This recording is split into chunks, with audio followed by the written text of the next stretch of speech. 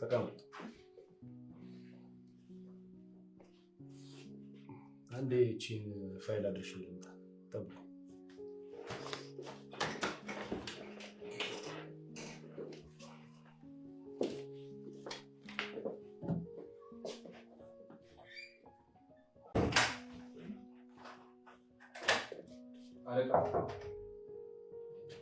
አለቃ ነው ቤት አለቃ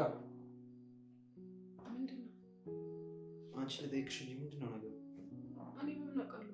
ፈልግሻለሁ ወደ ቢሮ ነኝ። እኔ ከዛ መጣሁ ማለት። ቆይ ሮቤል እንደሚፈልግሽ ነግሮሽ ነው አንቺም የመጣሽ? ምንድነው?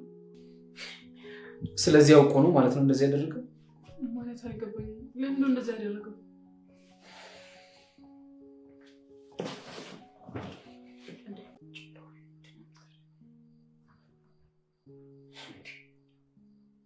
ስልክ ያነሳምሽ ምንድነው ማድረግ የሚችለው?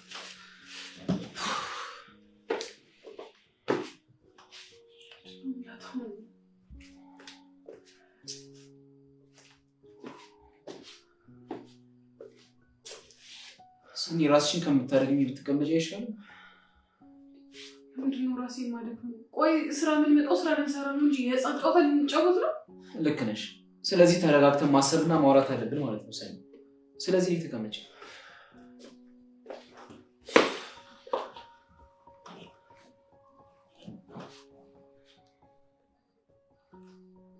ሰኒ አትጨነቂ።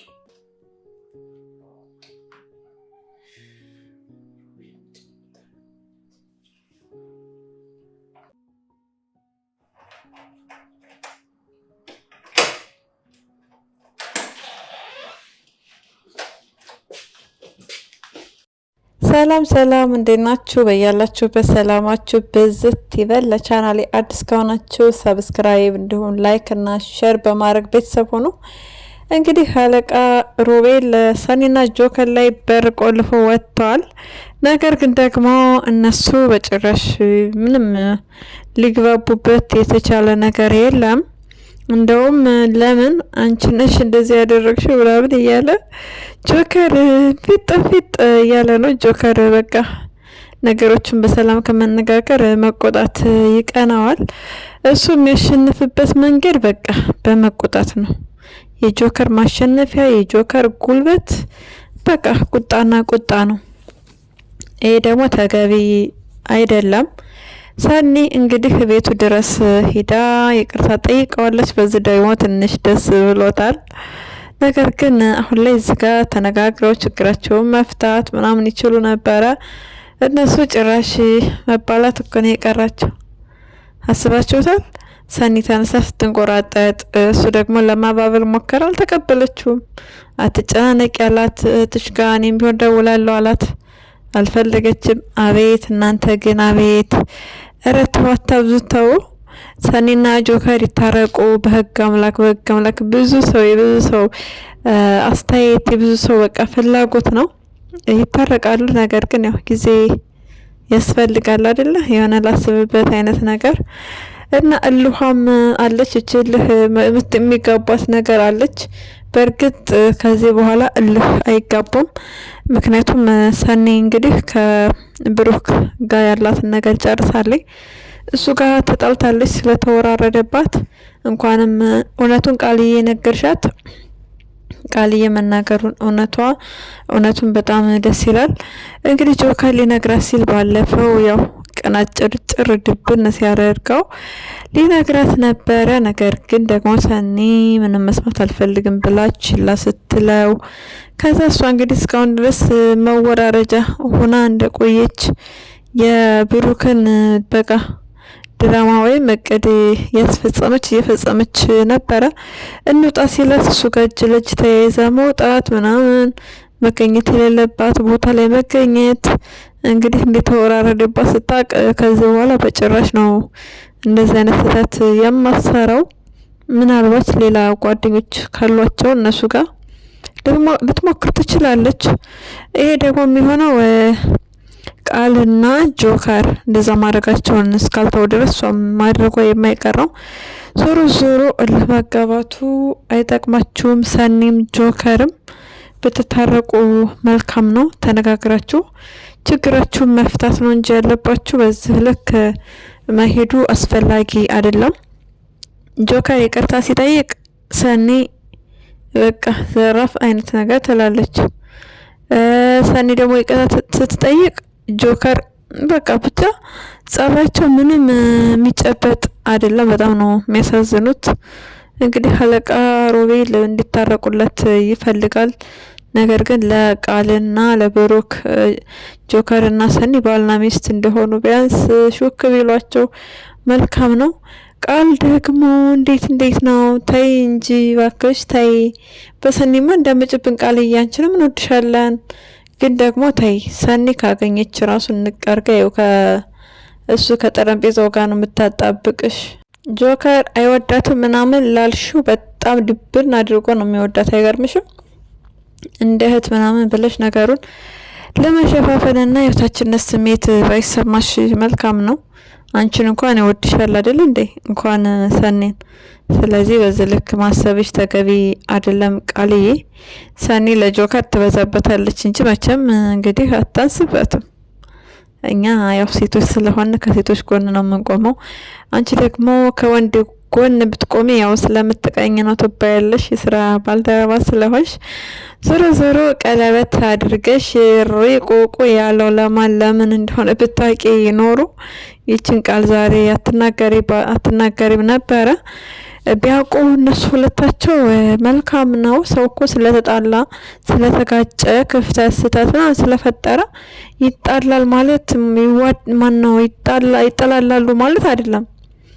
ስለሚጠላሉ ብቻ አይደለም፣ እነሱ ባልና ሚስት ስለሆኑ ስለሚጋቡ በቃ በዛ ነገር ነው። አንቺ ከጆከር ጋር ስትሆኚ እንግዲህ ሰኒ ደስ አይላትም። ስለ ጆከርም በቃ የሆነ ማውራት በሌለብሽ ልክ እያወራሽ ነው። እሱ ነገርም ሰኒን ያናድዳታል። እንግዲህ ያለ ጆከር ምነው አልተነፍስም አልሽ ምናምን እንደዛ ሁሉ እያለች ነበርና ጆከር ማለትሽን ትንሽ ቀነስ አርጊ ቃል እንደዛ ብትታይ አሪፍ ነው። አይ ካልሽ ግን እንደነገርኩሽ ነው። ሰኒ ጠረጴዛሽ ጋር ነው የምትደባልቅሽ። ሰኒ ተደባዳቢ ናት። እንንገርሽ ብለን ነው ያው ካላወቅሻት እንግዲህ ታሳይሻለች። ራኬብ አሁንም ድረስ ጣልቃ ትገባለች። ራኩ ባክሽን ጣልቃ አትግቢ፣ በቃ ታያቸው፣ እነሱን ለነሱ ታያቸው። እንግዲህ ከሴት ጋር ስላየችው ማፊ የምትባለዋ ልጅ የፍቅር ጓደኛ ነች። ከሱ ጋር እሷን አንድ ላይ ስላየች በቃ ዛሬ ስራ አልገባም ምናምን ስትላ ስራ እንዳልገባ ነገረቻት። ከዛ ምንድነው መልሷ? ሴት ጋር ሽሽ ገዳሚ እንዲመቸው ምናምን። ወይኔ ራኮዬ አንቺ ባል ብታገቢ እንዴት ልኮኝ ነው? ተይ እንጂ ራኮ ተይ። ባልሽን ሴት ጋር ብታየው ልትይ ነው እንዴ? አይ እንደዚህ አይነት ጸባይ ደስ አይልም። ሰው ወንድ ልጅ ሴት ጋር ስለሆነ ብቻ ሴት ወንድ ጋር ስለሆነች ብቻ የሆነ አላስፈላጊ የሆነ ሀሳብ አስተያየት መስጠት ጥሩ አይደለም። እርግጠኛ አይደለሽም ማናት ምንድነው ለሚለው አንደኛ አልጠየቅሽም፣ ሁለተኛ ነገር ደግሞ አላጣራሽም አይደለ? ስለዚህ በዚህ ልክ ባትገቢ አሪፍ ነው። ሰኒ ራሷን ታዳምጥ፣ በራሷ ትወስን። ሴት ከአየው እያልሽ ነገሮችን ባታባብሽ መልካም ነው። ያየሻት ሴት እንግዲህ የእህቱ ጓደኛ ነች። ስለዚህ አብረሽ ብታያቸው ሲስቁ ሲጫወቱ ሲላፉ ልታይ ትችያለሽ። ያ ማለት ግን ያገባታል ወይም ደግሞ ያፈቅራታል ማለት አይደለም። አንቺን እንደውም ስለተናገረችብሽ ተናዶ ነው አይደል ሄደው እንድናገሩብሽ አንቺን አይፈልጉም። ፍቅርን የሚናደድባት በቃ ከጀርባ ሆና እንድኔ ሳላቅ በምታደርገው ነገር እናደድባታለሁ እንደዛ ባታረግ እያለ እንደውም እያወራላት ነበር ለማፊ። ከዛ አጋጣሚ አቃጣሪ ነውና ራኩ ብቅ አለች። ራኩ ደግሞ በያ እንደ ባለፈው ስደቢ ደብደቢኝ አታስመስይ ዘራፍ ስትል እንግዲህ ጆከር አውቋል። እነሱ ሚስጥር አድርገው ይዞት ነበረ። እሷም ደስ የሚለው ነገር ለሰኒ አልተናገረችም። ለሰኒ ብትናገር ጆከር እና ሰኒ ይጣሉ ነበር። ያንተ ሰዎች እህቴን ተናገሩ ብላ በዛ ምክንያት እንግዲህ ከመጣላት አድናቸዋለች ራኬብ። ነገር ግን አሁን ላይ በጭራሽ መግባቷ ስህተት ነው። እባክሽን ራኩዬ አትግቢ። ሰኒ ትልቅ ሰውና በራሷ ትወስን፣ በራሷ ትመራ። በቃ ፍቅር ነገሮቹን ያስተካከለች እየመሰላት እያበላሸች ነው። ይሄም የሚሆነው ደግሞ ልክ ባለፈው ቴክስት ጽፋ ሰኒ ላይ አንቺ እንዳየሽው፣ አንቺ እንደሄድሽው፣ አንቺ እንደተናገርሽው ማለት ነው። ከዛ በዛ ስትናገሪው እንግዲህ ድጋሚ ደግሞ ተናገረች በአንቺ ምክንያት ብሎ ሲሰርባት እህቱን። አሁን ላይ ደግሞ ማፊ ተናገረች። አይሽ ነገር ግን እሷ ለመልካም ነገር ብላ ነበር የምታረገው። ለመልካም ነገር የምታረገው ነገር ክፉ ነገር ነው ይዞባት እየመጣ ያለው።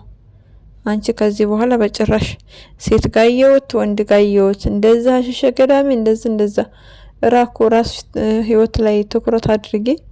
ከዚህ በኋላ በሰኒ ህይወት በዚህ ልክ በዚህ ደረጃ በዚህ መጠን መግባቱ በጭራሽ አስፈላጊ ነው ብዬ አላስብም። እኔ እንዴት ልታስቢላት ይገባል፣ እንዴት ልትጠናቀቂላት ይገባል። እንግዲህ ብሩክ የተባለ ወጣ ማሳየ መሰለ ልጅ ማለት ነው። እሱ ጋር እንዴት ነው ስልክ ለማውራት የፈለግሽው?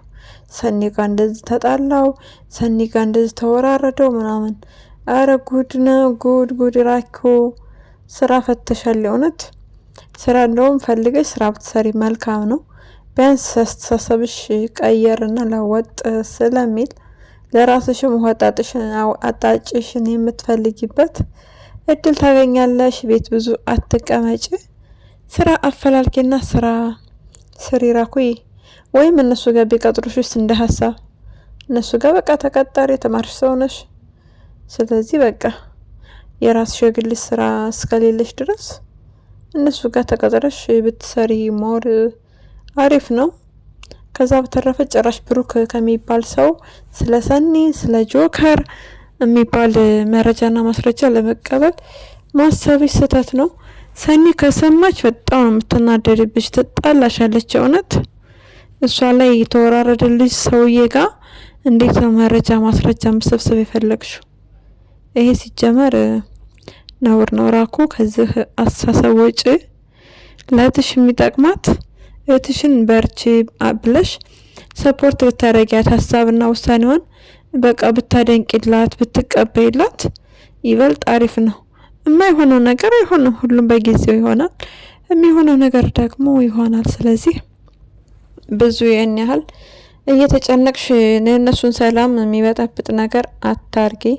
እርግጠኛ ባልሆንሽበት ነገር ጥሩ አይደለም ነው የምለው እኔ በበኩሌ። እንዲሁም እነ ሳንቾና ራኩ እንደዚሁ ያው በፊት ይወዳት ነበር። ሰራተኛ ሆኖ ስንዱ ምናምን እንደዛ ነገር ነበረ። እንደዚሁም እሱን እንዲታፈቅራ ጨሰባት።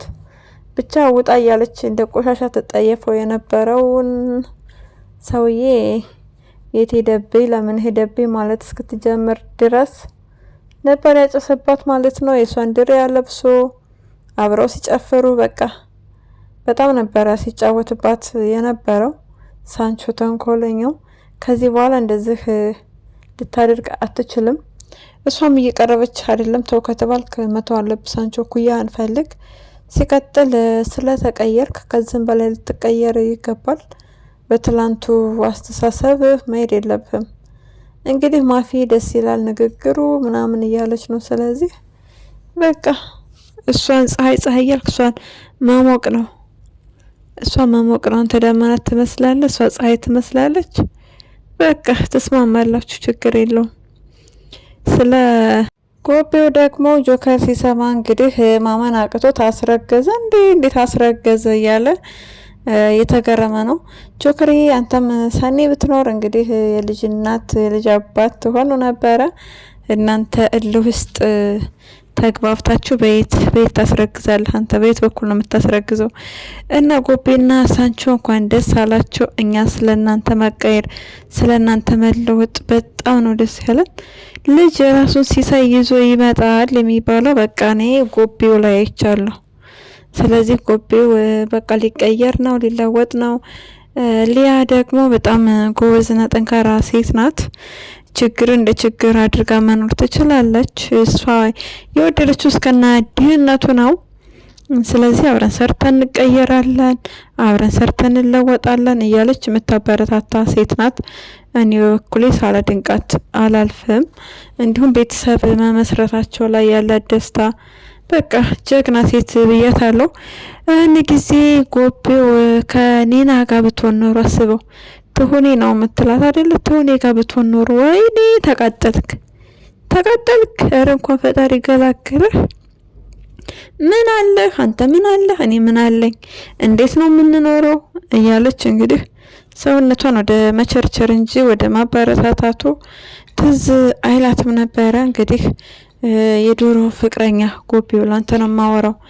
የድሮ ፍቅረኛ እሷ ናት የሚባል ወንድ አፍቅራ እዩ፣ እዛ ስትለው እዚህ ስትለው እዛ።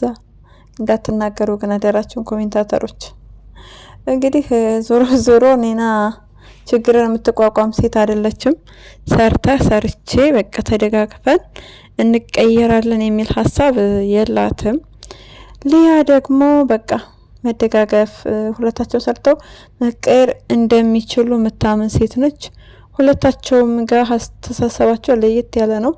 እኔ የምደግፈው የሊያን ነው። ምክንያቱም በቃ ለባሏ ብርታት ነች፣ ጥንካሬ ነች። እሷ መስራት የሚባለውን ነገር ታውቃለች። በቃ ጎዳና ላይ ስለሆነ ያደጉትም ኑሯቸው እንደዛም ስለሆነ ዞሮ የመስራቱ ፍላጎት አላት። በጣም ደስ ይላል። እንደዛ አይነት ሰው ነው የሚፈለገው እንጂ የሆነ ነገር ሲጎልባት አንተ ምን አለህ እኔ ምን አለኝ እኔ እንደዚህ በቃ ለአንድ ለራሷ ብላ ራሷን ለማስተዳደር ሰውነቷን መሸጥ ማለት በጣም ከባድ ነው። ሴት ልጅም ትሁን ወንድ ምንም ይሁን ሰው ስራ ሳይንቅ ሊስትሮ ለምን አይሆን? ለምን መንገድ ጠርጎ አይኖርም? በቃ እንደዛ አይነት ስራ ሰርቶ ራሱ ወደ ተሻለ ደረጃ መድረስ ይቻላል። ለምሳሌ ጆከር እንግዲህ አስቡት፣ ሊስትሮ ጠርግ ነበረ። ከዛ ስራ ያፈላለገችለን ነበር ሰኒም።